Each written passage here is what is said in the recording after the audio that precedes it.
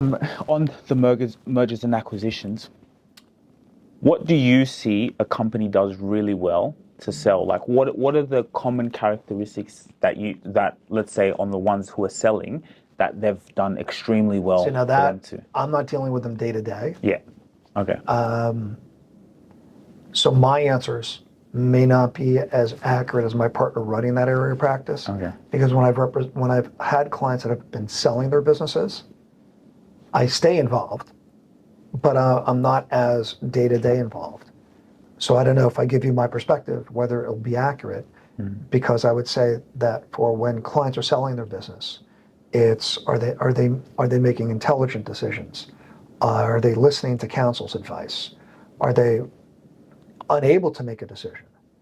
Like, I see that issue no matter what in any business. It's not limited to law. It's, are you decisive? Are you thoughtful? Are you acting emotionally or intelligently and decisively? When people keep changing their mind, or they don't trust their counselor, it makes it harder on everybody involved. So when you come in as founding partners, each person comes in with their strength. Like, this is my strength. This is what I focus on. Is that how you operate? Is more like, okay, this is my specialty and what I love, and then the other part you're just kind of. Marketing is all about storytelling. Dad, when we first started this business, what did you say to me? I said, yes, we do a podcast. Why? Because I want to tell our story. Why? Because I know the story builds a legacy. Builds a legacy. And that is exactly what we do here at ETS Rubasha Media. We market your story on social media so you could build a legacy for those who come after you, to build your business and your personal brand. Yeah, follow us on our platform. Go on our website, etsrubashamedia.com. This is about legacy, and it is about showing up on social media every single day, because if you don't show up, your competition will. It's not even what you necessarily love. Hopefully it's what you love. It's more of what you have experience in doing.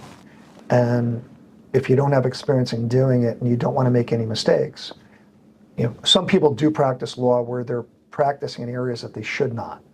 Meaning they don't have, like, there's people that say they do fund work, and they might be a corporate lawyer, and they sit there and say, well, look, there's all these documents online. All I have to do is get the documents, read through them. I'm an intelligent person. I can change the names, and I can figure it out. The documents only represent part of the analysis. It's also knowing all the underlying laws that might be related. It's also knowing what are commercially common terms. So with regard to the M&A side of the business, when interest rates went up, M&A transactions went down because the cost of borrowing capital increased. Also, the valuations of businesses changed. So what I hear indirectly in the M&A side is whether the seller has a reasonable expectation of the valuation. There are a lot of different variables that go into the M&A analysis. I don't have enough experience in it to go into each and every one of those as thoughtfully as I might in the private fund sector. In the private fund sector, with acquisitions or divestitures, there's a lot of other issues that come up that people not trained in those areas will make mistakes, are more likely to make mistakes, I would say. So having knowledge of the Investment Advisors Act or Investment Company Act in our field is really important. And because we now live in a more global world, so on average, people just don't stay in their neighborhoods unless you have like a grocery, right? A supermarket or a local business. You're taking calls from everywhere in the world. So you also need to know then globally what are the limitations, what you can or cannot do. And it's also managing your clients' expectations. It's, one of the things I express to our prospective clients is, I don't want to be commoditized. The same way they don't want to be commoditized. You reach out to me, it is reasonable for you to expect for us to return your call or your email or your text within 24 hours. If we don't, we're not honoring how I want to treat people. But I also expect the same in return from the people I work with. So it's hard when we're managing the client relationship, because I think it's a mutual relationship. And while I'm in the service business, I won't be able to do my job well if the client's a black hole and they don't get back to us. And all that does is set us all up for risk. And the problem is the risk is high. If what we're doing involves 5 million, 10 million, as I just said, $500 million, somebody falls asleep that day and you cause damages to somebody of 50 to $100 million, are you going to be able to repay that debt? Probably not. So the stakes are very high, not just reputational, but economically. I think this is a very passionate conversation. So I've been reading the book, Never Lose a Customer, and it talks about exactly what you're saying, that client relationship. How have you been able to navigate that over the years? Like, what's been the number one key thing for you to always keep that? Because, a lot of people are always looking at client acquisition, but it costs more to go outside than, to your current customers. And people often forget continuing to serve the people who, you've already been serving. And I love how you touched on that. So what have been ways that you've been able to continue to develop that relationship and continuing to serve your clients in those areas? First and foremost is listen. It's like the old adage about real estate. What's the most important thing? Location, location, location. The most important thing if you're in the service business is listen, listen, listen. The second important thing is to not react off the hip, especially emotionally. When we make decisions that are emotionally based, or for me, any decision I've ever made where it's solely monetarily based, I've regretted. It's very hard. There's no one way to deal with clients.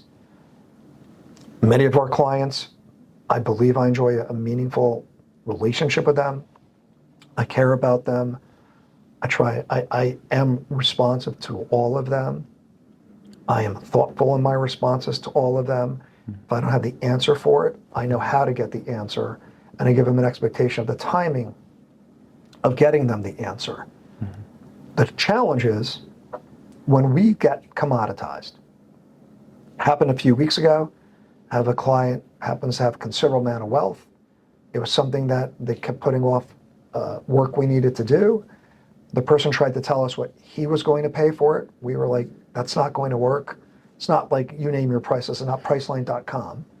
And we gave him a range of what the cost would be. We came in right in the middle of that range. The person kept reiterating that they only wanted to pay what they said they wanted to pay at the beginning. We said we never agreed to it. It was hard not to react.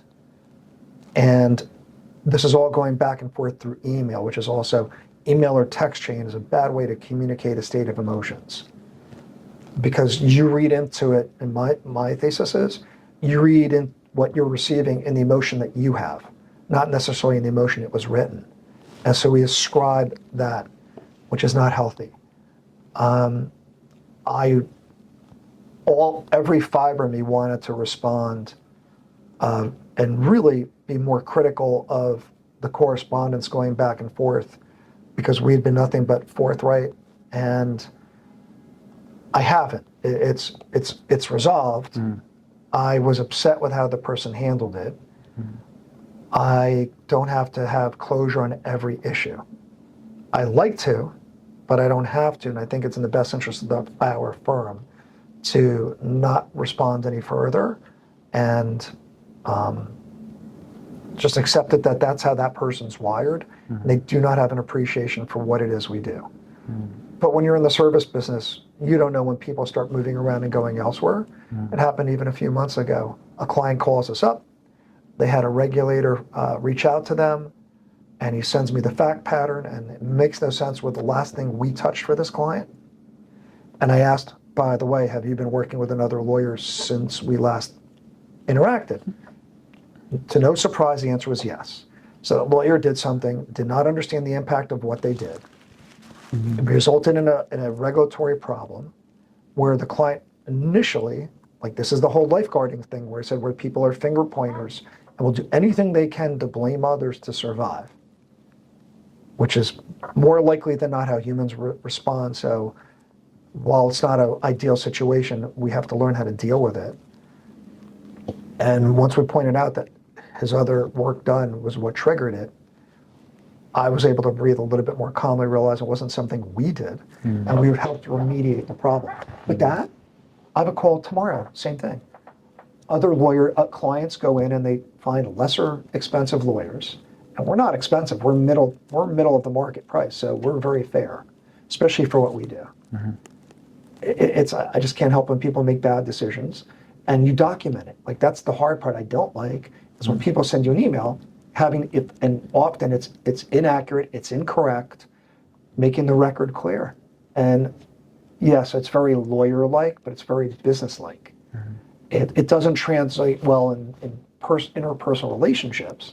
I'm not trying to get the last word in, but that's a part of the job that I don't like. Whereas there's other clients that are not finger pointers because they've worked with you so long, they realize we're in it together. Together, it's a partnership. And that's what it is. And if you don't have that partnership with whoever your service provider is, you're failing yourself. And most of those people that have that don't have that relationship, it's because they suffer from a disease where it's only about the money. And I can't change that. I'm not going to change them. I don't have the ability. So I can either not deal with them or tolerate it as long as it does not provide a big risk to our business. You talked about not being a commoditized service. What do you mean by that? Where it's people call up and they try to play, let's make a deal. And, or they ask you for guidance and they don't realize you have to pull up documentation, not like even the law per se, but you have to pull up their documents, because how can I remember everybody's documents, especially when they're dozens of pages long? It takes time. It takes time and critical thought to get to answers in many of the situations. And they don't want to pay for that, some people. They just want to flip answer. They just want to Google it and get a quick response. And those are the people who tend to end up in trouble. Whether it's today or 10 years from now, it increases your risk of something going wrong. So if you don't want to pay for the service, then you're probably not really going to be well served. There's a saying, pay peanuts, you get monkeys. So I have service providers, I have an accountant, I have a wealth manager, I have doctors. I pay for the services. They deserve to earn a living. And if I'm not willing to do that, then I shouldn't trouble them. What keeps you around your service providers? What do they do well? They communicate. We establish a level of trust, a level of thoughtfulness. They don't all do it as well. If you can try and train the people you like on what your expectations are and share those expectations and see if they acknowledge it and follow your expectations. But if not, finding the right vendors is hard. Like years ago, I wanted to become a better person. So the path for me was going to a therapist. Not every therapist is the right fit. Not every doctor is the right fit.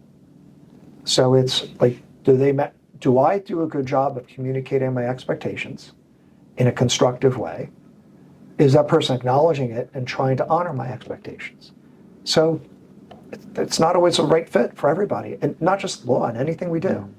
I'm sure there's people you've gone to that you've used, whether it's a tailor, your eyeglasses, right, your optometrist, all of those people. You're making thousands of decisions in the course of a lifetime on who to work with.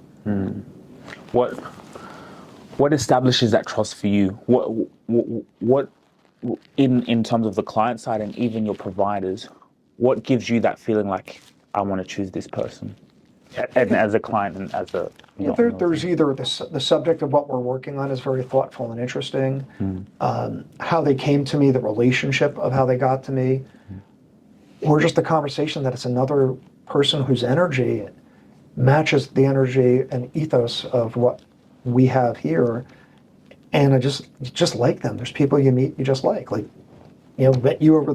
met you electronically and we spoke. There's a nice energy that we share. There's a curiosity. So we make those decisions every day. And I sit there and say, there's some people I just don't want to stay late and work for. I'd rather go. My family's more important. If I'm only doing it for the money, I'm going to regret it. Cool. Before we get out of here, I want to ask you a few just small questions. What time do you wake up every morning? I generally wake up every morning at 6 a.m. no matter what time I go to sleep, unfortunately. There's days I wish I could sleep in, but I don't. Why? Well, I think it's healthier if I sleep a 7-hour day, but it's also like I rarely set an alarm.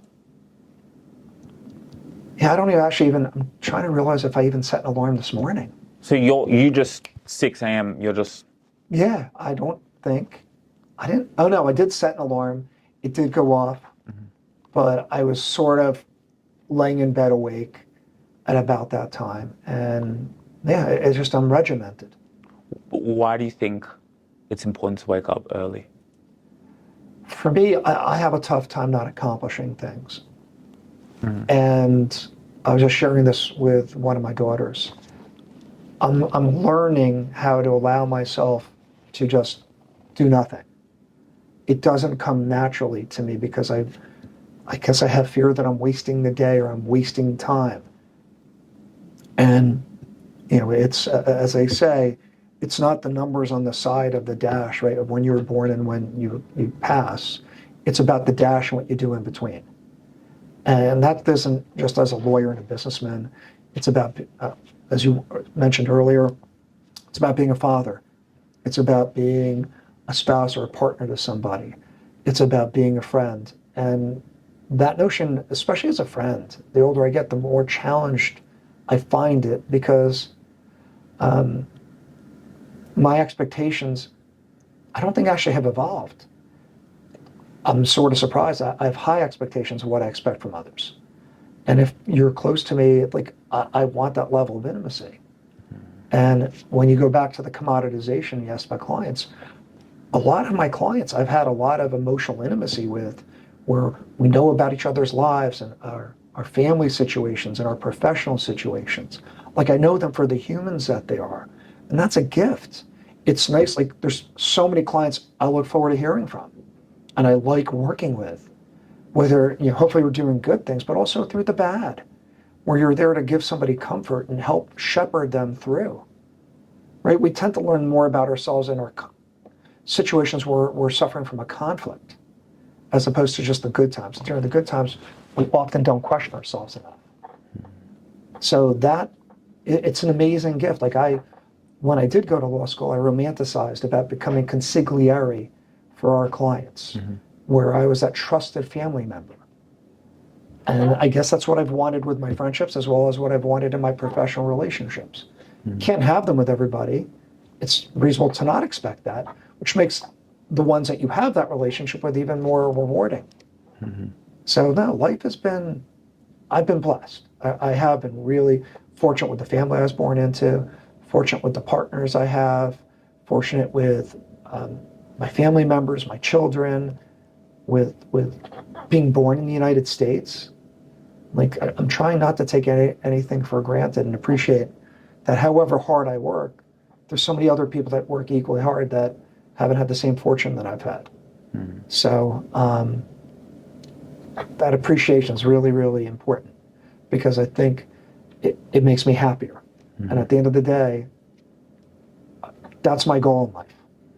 I want to make money. I want to help people. I want to be a great dad and obviously a great dad and a great spouse or significant other. That would be at the top of my list. And great friend. But at the end of the day, I'm realizing I can't do that unless I'm also happy. And if I'm happy, it's like sort of when you're on a plane and they, you know, that announcement comes over that if the airbag, if the mask deployed, put it on your face first and then on the person next to you. Yeah, save your soul. Yeah, because you can't help others if you don't help yourself. So there is real value in that lesson.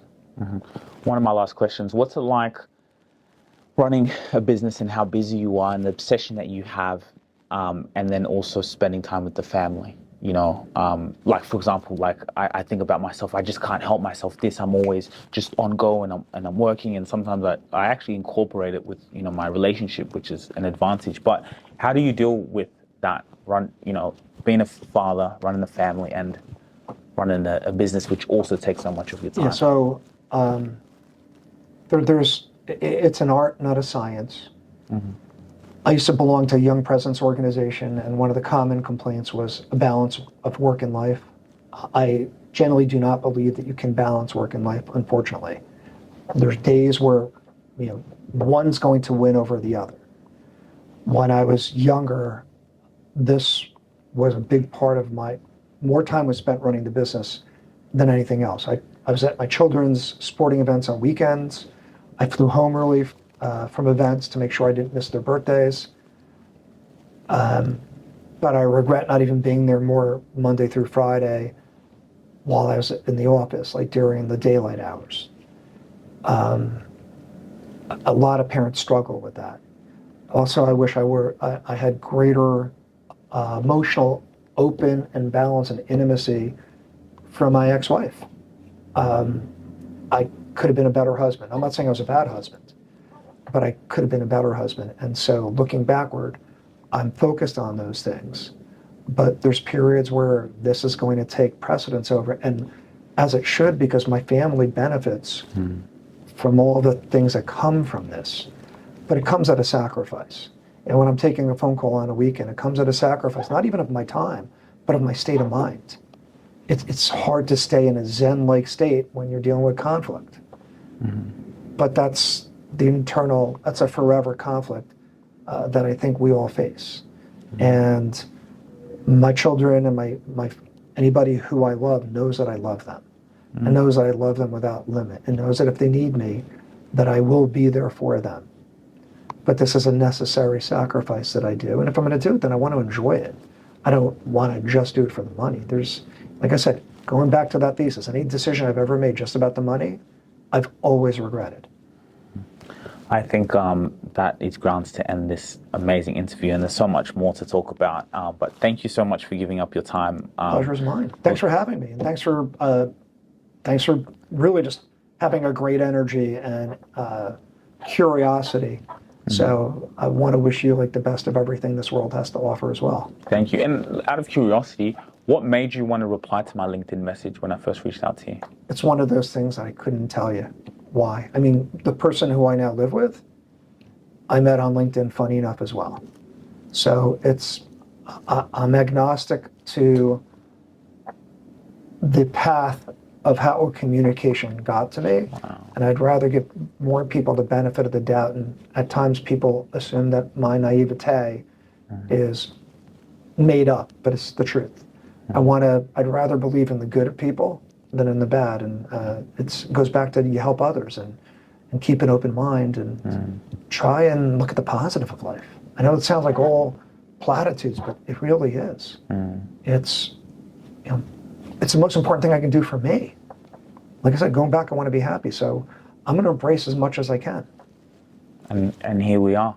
Exactly. In the flesh, literally from a conversation on LinkedIn to here, and even your relationship. And that's why, I mean, LinkedIn is such a powerful platform for me. Like, I'm here because, LinkedIn, but also value in the message, right? Value, being able to say, okay, how can I serve? Because I feel also it's a bit saturated where people I get messages all the time. It's like a war zone. No one personalizes anything. They just spray and pray, I guess. And it's like, which is good.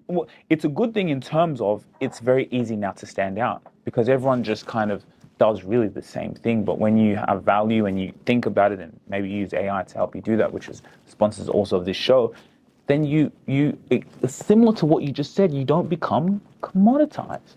It's just be yourself. It's care about things. Care. Yeah, just start looking around you, start questioning things, but be thoughtful and be open to opposing opinion. And even when you find that opinion threatening, deal with your fear, control it as best as you can. Try to become more aware of your patterns. It's hard. With all we have too much, we have overload of contact. So we're in touch with more people, but we have less intimacy. So that we have intimacy with fewer people, even though we know more people. And there's some positive on some level getting to meet people, right? Like we would have never otherwise met. But taken too far, it's hard. Like I don't know what the right balance is. No one knows. Anybody who suggests they know, I don't believe. It depends on the individual. It depends on the stage of life you're in. It's not one size fits all. But to walk around and sit there and say there are good people in the world, and if I can get into contact with more and more of those good people, Like somebody on LinkedIn reached out who knows who I am reputationally and was surprised at some of the positions I've taken on LinkedIn because I became more of an advocate and I had fear of being canceled. I want us to live in a world of peace, a world of respect, and humankind should work together, and we embrace our differences to strengthen us, to change our perspective. But unfortunately, not everybody thinks that way. But I'm going to play my game. I'm not playing their game. I'm not going to walk around and think everybody hates me. I'm not going to walk around, despite whatever insecurities I might feel, and allow that to quiet me down or put me in the corner. And I'm no different than you or anybody else probably watching or listening to this. And I would advocate, be the person you want it to be, and live the dream that you imagined, and believe in yourself, and be thoughtful of others. I love it. I love it. And I love the way you've been brave about, you asked me that off camera and I said, that's what makes you unique. Even like we talk sometimes about this whole topic of racism and all things like this. But one thing that you said is, you said something that we're all the same. Do you know now I changed, I used to go with what the world used to talk about racism and things like that. And then I started to really look and I'm like, has that ever happened to me personally? Like, are we just going off what everyone does? But what changed it is what you said. I walk into a building now and I don't see myself as a black person. I see myself as the same as everyone else. I see myself as a spirit. A spirit doesn't have a color. So that world doesn't exist to me. No, if you don't like me for who I am or for I stick to my tribe. And we live in a day and age where you can find your own tribe. So if you don't like me for who I am, that's not my problem. That's your problem. I understand. And unfortunately, not everybody thinks the way we do. I like the diversity. I have friends of every ethnicity, every race, national, wherever they might be born. Sexuality, whether they're straight, gay, trans, I don't care. I honestly, you're human. Are you doing things to make the world a better place? Are you a good person? Are you thoughtful? Or are you putting negativity out there? I can't fix everybody at this stage. I don't want to fix everybody, but I want to surround myself with people who give a shit, people who are like-minded, people who believe in the positive. And I'm not that way 100% of the time. I'm human. I have my bad days no different than anybody else. I have my fears. I have my doubts. I have my feeling that I'm an imposter syndrome. All those things that go through my head. But the one thing I do really like about myself is my vulnerability and my honesty about that. And I wasn't always that way, and I've made mistakes, and I've not always treated everybody as well as I wanted to when I look at it. But hopefully that's a learning lesson. And the shame, the guilt, the embarrassment, I don't forgive myself enough, but I hold on to it because I use that as a driver to wanting to be a better person. And I would implore others to do that. Awesome. I think we can end it there. So this is what we do. We sit down with entrepreneurs from all around the world and have conversations, questions. And so if you want to have an opportunity to come and be in the hot seat, come and learn and talk and explore ways how you can help and provide value to other people, welcome, and we're going to have a chat. If you really enjoyed this video, make sure to click here, and I'm sure you're going to love that one.